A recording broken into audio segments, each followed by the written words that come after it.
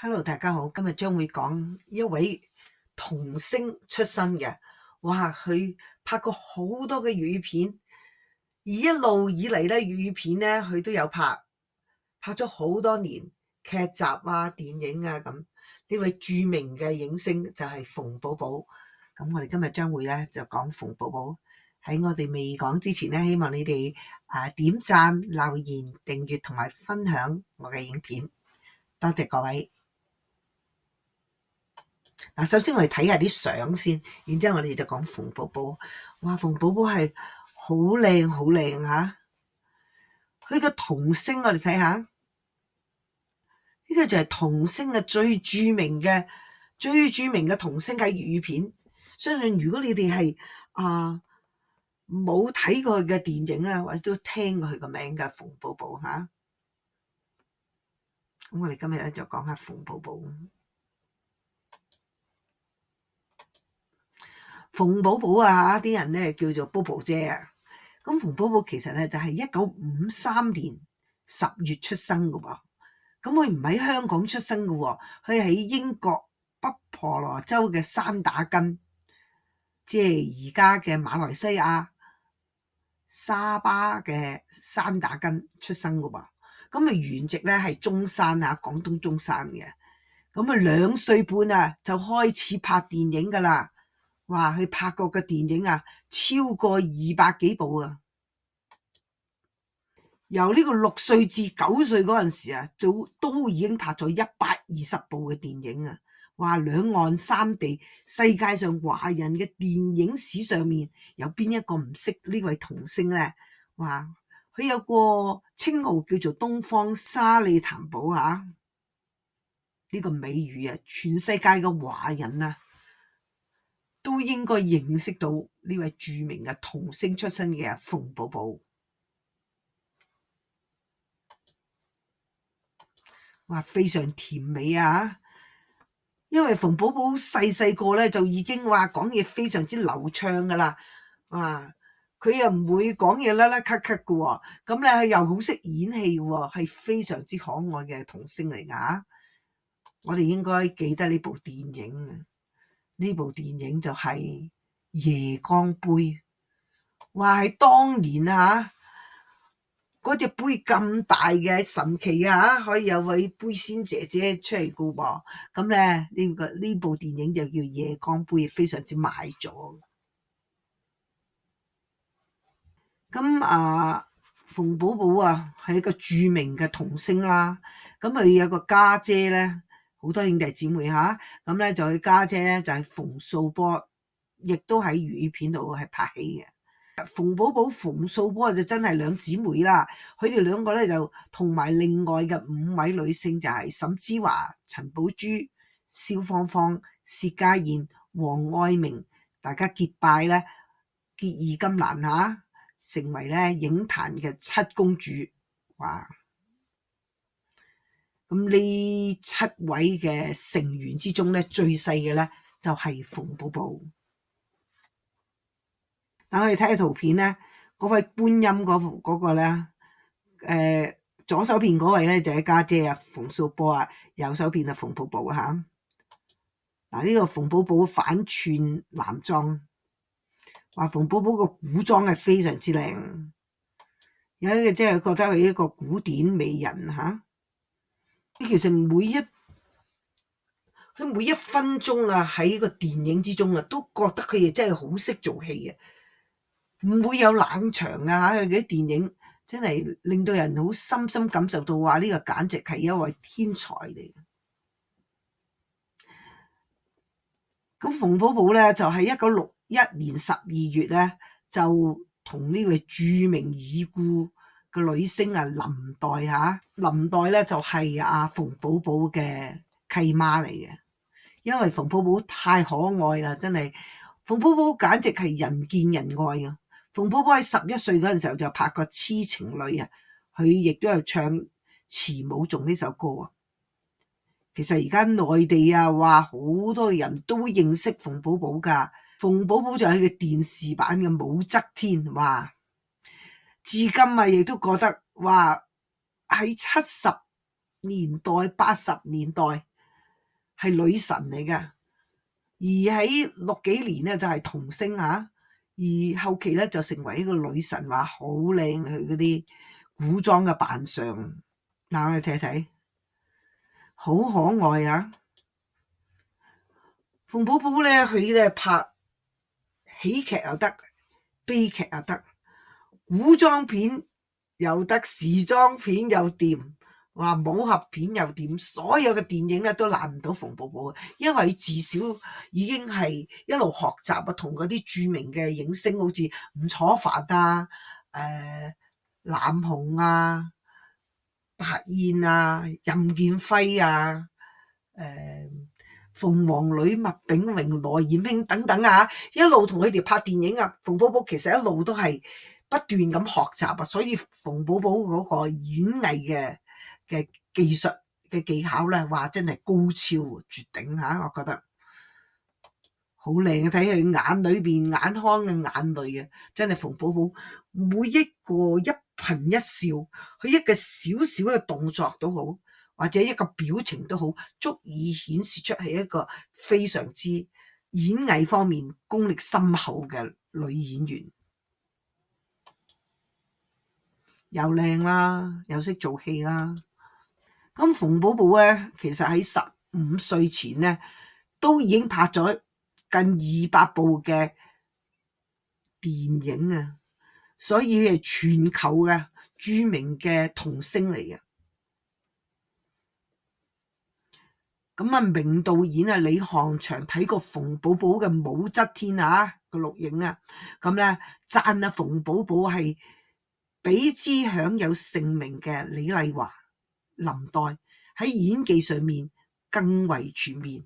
哇，就覺得李翰祥覺得馮寶寶演嘅武則天啊，比李麗華同埋林黛更加好啊！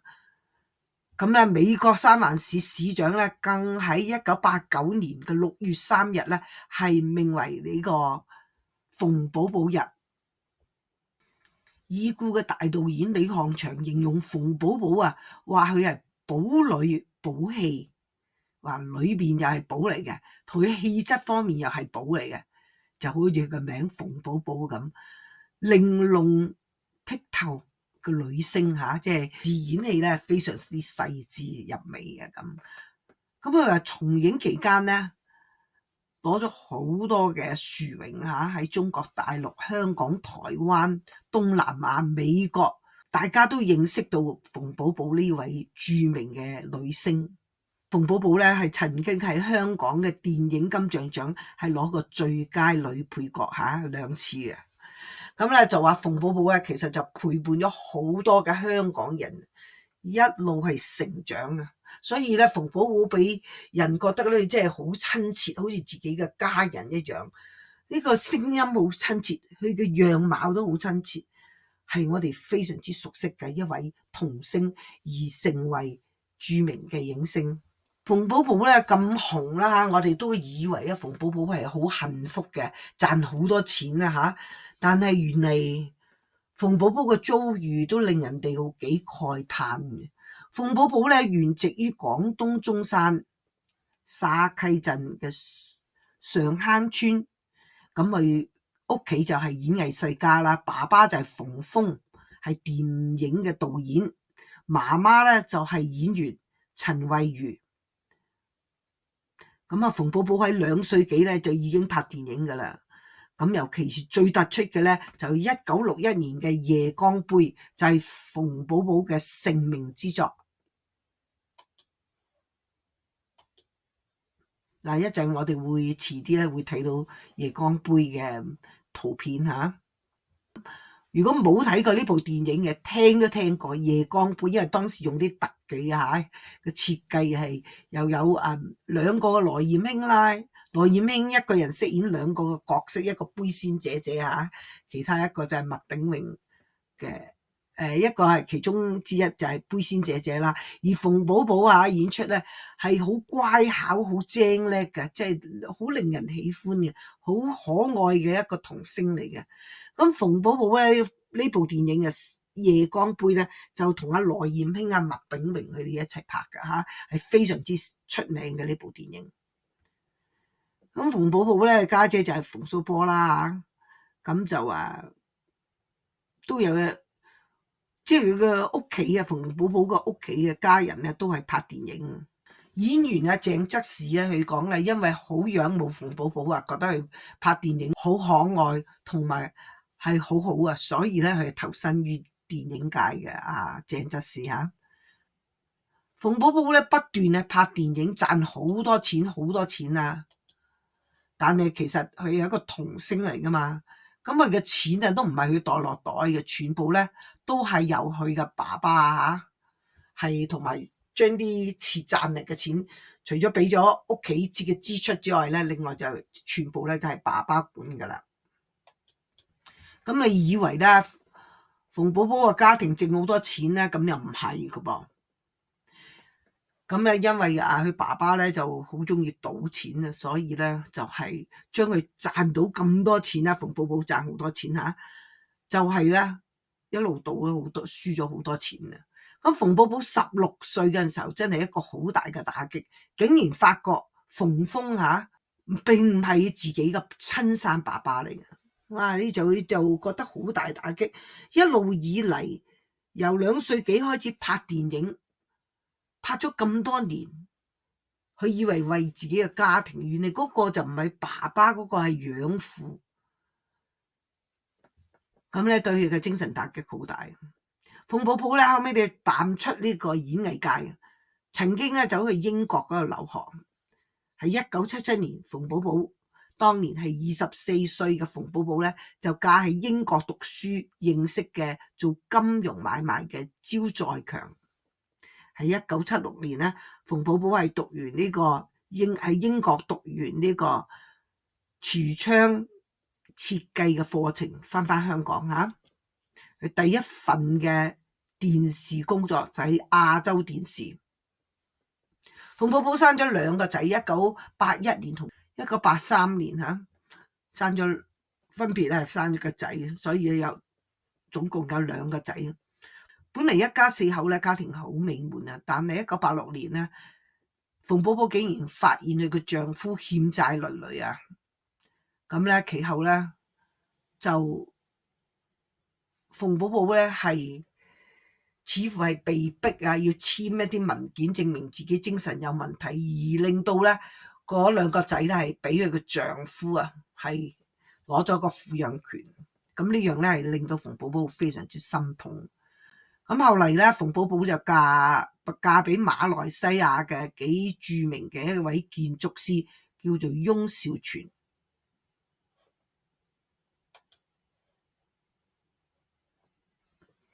但係我哋睇翻啲圖片，呢個就係同謝賢一齊拍嘅電影。呢個就《萬家燈火》嚇，好好睇嘅《萬家燈火》啊！原嚟咧係亞視嘅劇集啦，係155集啊！早幾年咧，我係曾經追過呢個劇集啊，結果要睇咗好耐，然之後完成咗155集嘅《萬家燈火》，好好睇。咁我哋見到右手邊咧個小女孩好可愛佢個名就係林泳彤啊，就係而家長大嘅林泳彤我哋都知道佢曾經喺 TVB 嗰度即係做過藝員咁我哋睇翻啲圖片先。嗱，圖中咧左手邊咧嗰個就係馮峰係馮寶寶嘅爸爸，即係養父其實係右手邊咧就係媽媽陳慧茹咁見到馮寶寶係好似係唔係咁開心咁啊。咁當然啦，話馮寶寶童年就好似一副機器咁，係不停係拍電影。但係馮寶寶咧，我相信佢嗰個記憶力好強嘅，因為佢咧能夠記晒啲台詞，又識演戲。哇！簡直一個天才。咁呢一部電影大家會唔會認識呢？呢部咧就係非常之著名嘅電影。我哋睇見咧呢部電影就可憐天下父母心。見到前面左手邊嗰個馮寶寶，後面係黃愛明，而右手邊瞓住喺度嗰個咧就係黎小田。我哋跟住睇呢部電影。呢部電影咧曾經有網友介紹我睇又係好好睇呢部咧叫做《飛夢奇緣》。咁我哋見到右手邊咧嗰個就係馮寶寶啦。咁呢部電影咧有任劍輝啦、羅艷卿同埋馮寶寶主演。嗱，馮寶寶咧好多時都拍羅艷卿啊，呢部電影又有羅劍郎啊，咁咧同埋李香琴。咁通常有馮寶寶都有著名嘅女星啊，包括羅艷卿啊、鳳凰女啊、吳君麗啊等等啊，好出名嘅。但係主要有一個就係李香琴，通常李香琴咧就係做一啲後母啊，或者係總之係對馮寶寶都係唔係愛護嘅咁嘅角色啦吓。哇！呢幅好靚啊，馮寶寶，我哋可以見到馮寶寶個輪廓啊，非常之靚，同埋有埋酒鐮啊，係一個非常靚嘅女仔嚟嘅。咁馮寶寶去到英國啊，完咗之後咧就翻嚟啦。馮寶寶係重操故業啊，係拍電影或者拍劇啊。咁喺電影嘅演出啊，咁佢亦都係陸續咧喺電視圈嗰度係拍劇噶。咁佢喺1977年啊，就喺麗的電視演出嘅長劇追逐。咁另外咧拍完之後咧，佢啦馮寶寶又去到無線電視又拍《風雲》，其後亦都有演過《不是冤家不聚頭》、《楊門女將》。其後馮寶寶又去到亞洲電視就拍《武則天》。呢部電視劇係好好睇噶。而家我先開始追呢部電視劇，應該有成40集啊，我先睇咗第1集啫，正話。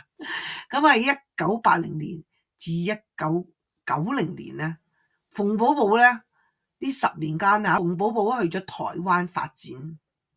馮寶寶咧台灣拍咗有楊貴妃、西施、新啼笑姻緣，一人兼飾2個角色啊。咁仲有洛神。咁其後咧再翻香港，就喺亞洲電視拍呢個電視劇《秦始皇》。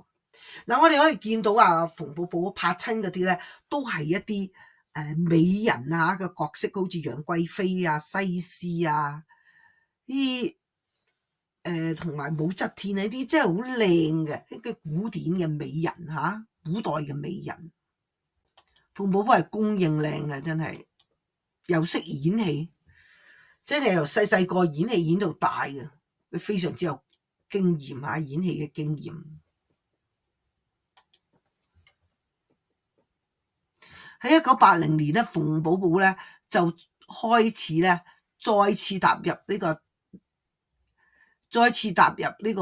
銀幕電影嘅銀幕。佢精湛嘅演技咧，哇！真係冇得頂啊！真係，佢可以係做主角做正嘅，亦都亦正亦邪而且好百變嘅風格佢百變嘅角色佢都能夠咧處理得非常之好，佢演活晒所有嘅角色。佢曾經拍過爾冬陞嘅作品《新不了情》，飾演媽媽啦。姜大衛導演嘅拍嘅《不一樣的媽媽》，扮演一個心理唔係咁正常嘅媽媽。另外啦，就亦都拍過林德祿嘅作品《應召女郎》1988，咁佢飾演呢就係為家庭而出賣自己咧嘅女仔嘅咁。